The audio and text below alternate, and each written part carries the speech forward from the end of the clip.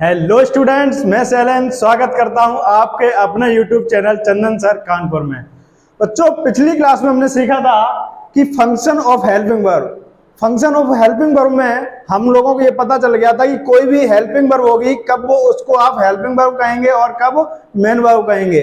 ठीक है, और उसी में आपका जो आप उसका सेकंड पार्ट है क्या है, function of the helping verb. इसी में हम देखेंगे कि आपकी जो हेल्पिंग वर्ब है क्या क्या फंक्शन करती है, ये किस किस में आपकी मदद करेगी। ठीक है, तो सबसे पहले जो नंबर 1 होगा कि हेल्पिंग वर्ब आपकी कहां कहां पर मदद करेगी। तो सबसे पहला जो पॉइंट बनेगा आपका, तो ये क्या पॉइंट बनेगा, it help to identify the tense. मतलब हेल्पिंग वर्ब आपको क्या करेगी, टेंस को आइडेंटिफाई करने में आपकी मदद करेगी।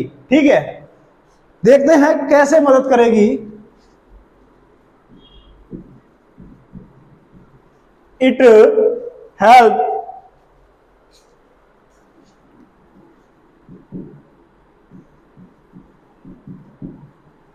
टू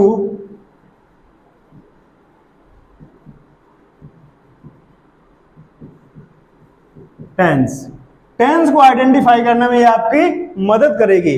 ठीक है, अब देख लेते हैं एग्जाम्पल से कि ये कैसे मदद करेगी। मैंने एक एग्जाम्पल लिखा,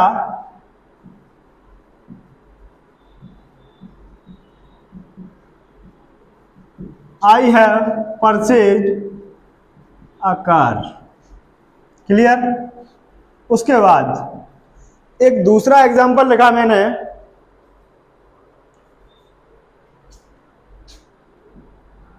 I had purchased a car। अगर हम इनकी बात करें तो ये देखो सेम, आई सेम है, और यहां से परचेज आकार पूरा सेंटेंस सेम है। अगर चेंजमेंट है तो किसमें है, आपके हेल्पिंग वर्ब में चेंज है। किसमें चेंज है, हेल्पिंग वर्ब में ओनली चेंज है। अगर आपसे मैंने पूछा कि ये वाला टेंस आपका कौन सा है और ये टेंस कौन सा है, तो आप डायरेक्ट देख के बता पाओगे कि ये सर आपका हैव आ गया इसमें, तो हैव आपका ये कौन सा हो गया, प्रेजेंट परफेक्ट। क्लियर। और अगर इसमें हैड आ गया तो इसे आप क्या बोल दोगे, पास्ट परफेक्ट। अब टेंस को पहचानने में मदद किसने की, अगर हम आपको ये हैव और हैड को बंद कर दें, अगर ये आपको ना दिखे तो आप क्या आइडेंटिफाई कर पाओगे कि ये टेंस कौन सा है, क्योंकि आपको पता किससे कैसे चला, इट हेल्प। किसने हेल्प किया, आपका हेल्पिंग वर्ब ने ही तो हेल्प की आपकी, किसको पहचानने में, टेंस को पहचानने में। ठीक है, तो एक पहला पॉइंट सीख लिया कि हेल्पिंग वर्ब आपकी टेंस को पहचानने में आपकी मदद करेगी। और देख लेते हैं,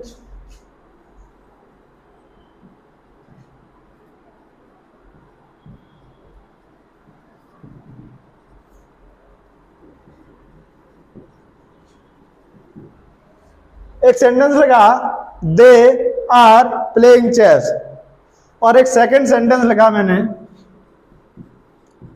दे वर प्लेइंग चेस। अगर इन दो एग्जांपल की बात करें तो इसमें भी आपका ये देखो सेम है, प्लेइंग चेस सेम है। अगर चेंजमेंट है तो किसमें है, हेल्पिंग वर्ब में आपका चेंजमेंट है। और हेल्पिंग वर्ब आपको पता है कि यहां पर हम क्या पढ़ रहे हैं, इट है, मतलब आइडेंटिफाई करेगी कौन है, आपकी हेल्पिंग वर्ब, किसको, टेंस को पहचानने में। ठीक है, तो अगर आर की बात करें, आर को जैसे ही आपने देखा तो आप इसे क्या बोल दोगे कि ये सर आपका प्रेजेंट कंटिन्यूअस हो गया,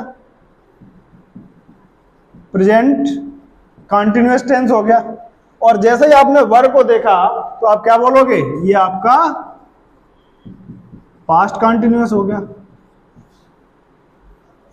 ठीक है, आप किसकी सहायता से, किसकी मदद से, किसकी हेल्प से आप टेंस को आइडेंटिफाई कर पा रहे हो, तो आपका रिप्लाई क्या आएगा, हेल्पिंग वर्ब की मदद से।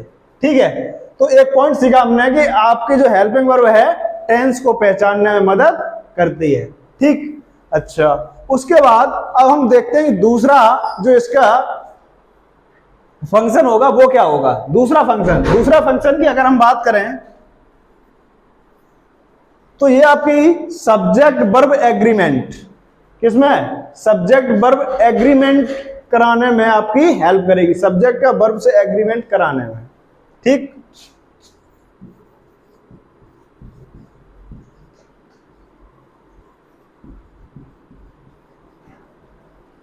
Subject verb agreement, subject verb का एग्रीमेंट कराने में आपकी क्या करेगी, ये हेल्प करेगी।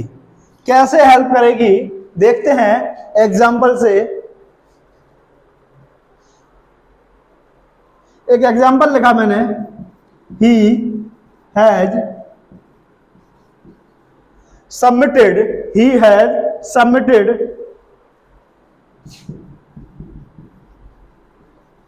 his project।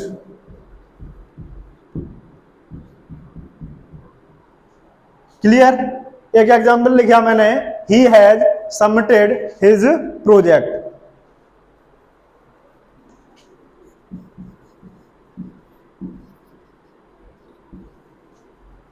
उसके बाद सेकंड लिखा मैंने,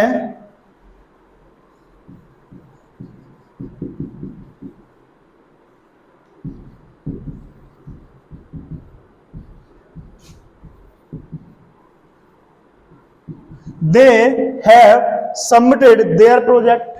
दो एग्जाम्पल लिए मैंने। अगर इसकी बात करें हम कि हमें जो आपका सब्जेक्ट वर्ब का एग्रीमेंट इसमें कहां हो रहा है, ठीक है, तो ये क्या कह रहा है, he has submitted his project. अगर आपने यहां पर क्या देखा, सब्जेक्ट, और सब्जेक्ट के हिसाब से यहां पर क्या आ गई, वर्ब आ गई है। जब सब्जेक्ट आपका ही कैसा है, सिंगुलर, और वर्ब भी आपकी कैसी आ गई है, सिंगुलर, तो तुमने बोल दिया कि यहां पर सब्जेक्ट के हिसाब से हमारी क्या आई है, वर्ब। तो सब्जेक्ट का किससे एग्रीमेंट हुआ है, वर्ब से एग्रीमेंट हुआ है। अच्छा, उसके बाद they have submitted there project. अब यहां पर आप बोलोगे कि आपका दे कैसा है, प्लूरल सब्जेक्ट आ गया। जब ये प्लूरल सब्जेक्ट आ गया तो इसी के अकॉर्डिंग यहां पर ये वर्ब कैसी आ गया, आपकी हैव आ गया। ठीक है, तो सब्जेक्ट जब आपका प्लूरल है तो वर्ब कैसे आ गई है, plural.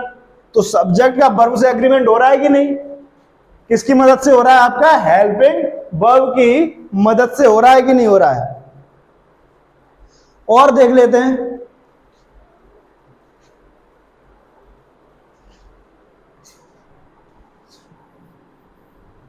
C does not like Rohit. एक सेंटेंस लिखा मैंने, she does not like Rohit. और मैंने एक और सेंटेंस लिखा, we do not like Rohit. इन दो एग्जाम्पल की अगर हम बात कर लेते हैं, she does not like Rohit, we do not like Rohit. ठीक है, अब आप बोलोगे कि यहां पर ये सी आ गया, सी आ गया। सी आपका कैसा है, सिंगुलर सब्जेक्ट है, और सिंगुलर सब्जेक्ट है तो इसी के अकॉर्डिंग यहां पर कैसी वर्ब आ गई आपकी, सिंगुलर, डज। क्लियर, तो सब्जेक्ट का वर्ब, सब्जेक्ट का किससे एग्रीमेंट हुआ है, वर्ब से। किसकी मदद से, हेल्पिंग वर्ब की मदद से। ठीक है, उसके बाद वी आपका कैसा सब्जेक्ट है, प्लूरल है। ठीक, तो इसके अकॉर्डिंग आपकी कैसे आ गई, डू वर्ब आ गई है। तो सब्जेक्ट का वर्ब से एग्रीमेंट हो रहा है कि नहीं हो रहा। क्लियर, तो सेकंड इसका फंक्शन क्या किया इसने, सब्जेक्ट का वर्ब से एग्रीमेंट कराने में भी इसने क्या की है, मदद की है। ठीक, तीसरा पॉइंट देखते हैं कि ये और कहां पर आपकी मदद करेगी।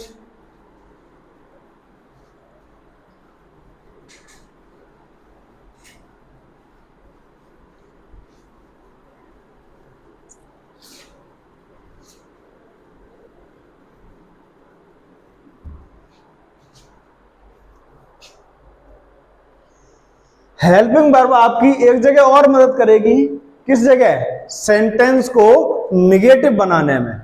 सेंटेंस को नेगेटिव बनाने में आपकी ये क्या मदद, ये आपकी ये मदद करेगी। कौन मदद करेगी? Helping verb. ठीक, तो तीसरा जो पॉइंट पड़ेगा सेंटेंस को नेगेटिव बनाने में। ठीक है,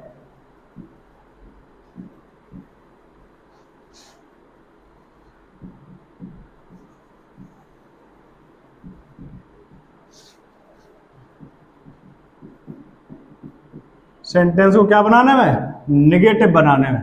देख लेते हैं कि हेल्पिंग वर्ब की तरीके से कैसे आपका ये नेगेटिव बनेगा। ठीक है,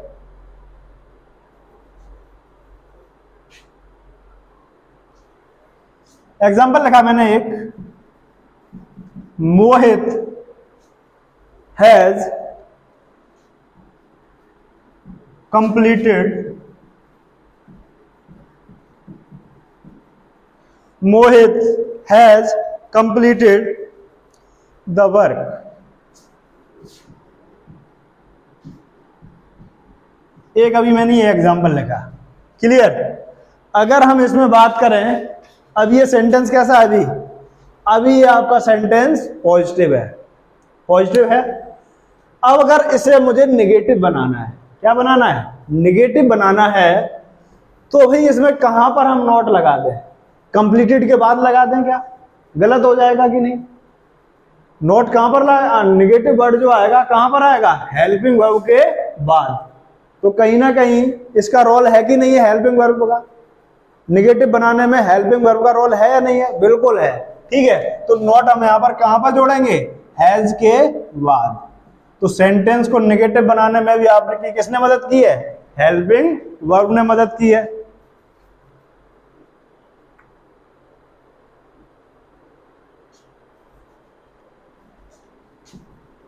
एक और एग्जांपल देखते हैं,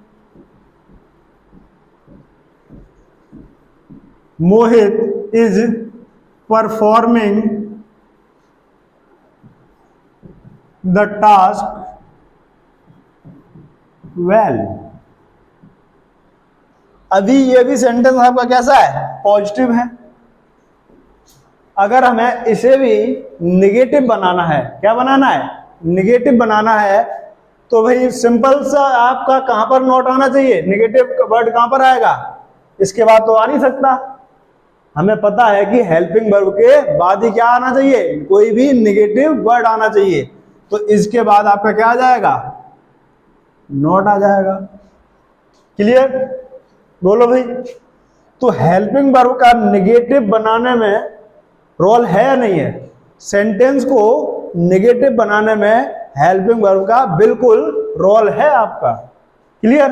उसके बाद चौथा पॉइंट पे आ जाते हैं हम लोग। और ये कहां पर इसका रोल है? और कहां पर?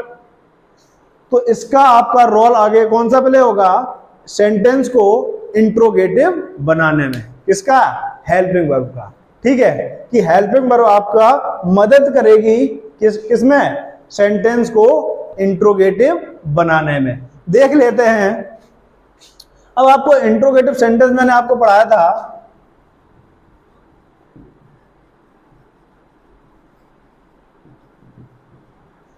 Interrogative sentence. इंट्रोगेटिव सेंटेंस आपको पता है कि इंट्रोगेटिव सेंटेंस आपके कितने टाइप से बनते हैं? 3 टाइप से बनते हैं। कितने टाइप से? 3 टाइप से। पहला कौन सा आपका? WH फैमिली से, WH फैमिली से बनते हैं। सेकंड हेल्पिंग वर्ब, और थर्ड इज मॉडल। क्लियर? अब WH फैमिली ये हमने आपको डिटेल में पढ़ाया था सेंटेंस में। क्लियर? अब बात आती है इसकी हेल्पिंग वर्ब। अब हेल्पिंग वर्ब से इंट्रोगेटिव बनता है आपका? बिल्कुल बनता है। अब आपको पता है, अब आप ये देखेंगे कि ये आपके इंट्रोगेटिव बनाने में कहां पर हेल्प कर रही है। ठीक है, बोलो भाई। तो इसका जो फॉर्मेशन होता है हेल्पिंग वर्ब को, जो आपके हेल्पिंग वर्ब से इंट्रोगेटिव बनता है, इसका फॉर्मेशन क्या होता है? सबसे पहले आपका क्या आती है? इसमें हेल्पिंग वर्ब ही आती है। तो सबसे पहले हेल्पिंग वर्ब ही आती है भाई। जब सबसे पहले हेल्पिंग वर्ब ही आती है तो इसका रोल है या नहीं है? बिल्कुल इसका रोल है। उसके बाद क्या आता है हमारा? सब्जेक्ट, उसके बाद मेन वर्ब, उसके बाद आपका ऑब्जेक्ट, उसके बाद क्वेश्चन मार्क। क्लियर? तो हेल्पिंग वर्ब का देखो, इंट्रोगेटिव सेंटेंस को इंट्रोगेटिव बनाने में हेल्पिंग वर्ब का रोल है या नहीं है? फंक्शन हुआ कि नहीं हुआ? बिल्कुल हुआ है। ठीक है, हेल्पिंग वर्ब से सीख लिया, बोलो भाई। तो हमने सीखे फंक्शन ऑफ हेल्पिंग वर्ब। कितने फंक्शन सीखे हैं हेल्पिंग वर्ब के? 4 फंक्शन सीख चुके हम लोग। ठीक, उसके बाद अब देखेंगे कि हमने क्या क्या पढ़ लिया है। ठीक है, अब आपको यहां पर यह सीखना है कोई भी सेंटेंस में कितने पार्ट्स हो सकते हैं, मतलब कोई भी सेंटेंस के कितने पार्ट्स, कोई भी सेंटेंस किन किन चीजों से बन सकता है, उसके अंदर क्या क्या मटेरियल हो सकता है। ठीक है, तो उसके अंदर मटेरियल होगा आपका पार्ट्स ऑफ स्पीच का मटेरियल होगा। किसका होगा? पार्ट्स ऑफ स्पीच का। अब ये पार्ट्स ऑफ स्पीच क्या होती है? पार्ट्स ऑफ स्पीच आपकी 8 प्रकार की होती है। कितने प्रकार की होती है? 8 प्रकार की होती है। आपका कौन सा होता है? Noun, pronoun, verb, adjective, adverb, conjunction, preposition, interjection. ठीक है, कोई भी सेंटेंस कितना भी बड़ा हो, इन 8 चीजों से ही मिलकर बनेगा, मतलब पार्ट्स ऑफ स्पीच से ही मिलकर बनेगा कोई भी सेंटेंस, आपका कितना ही बड़ा क्यों ना हो। ठीक है, अब इनके भी पार्ट हो जाते हैं आपके, जैसे सब्जेक्ट को मैंने आपको डिवाइड करके बताया था डिटेल में कि सब्जेक्ट के अंदर क्या क्या होता है। ठीक, अच्छा, तो चलिए बच्चों, आज के लिए बस इतना ही। मिलते हैं जल्दी अगली क्लास में, तब तक के लिए जय हिंद।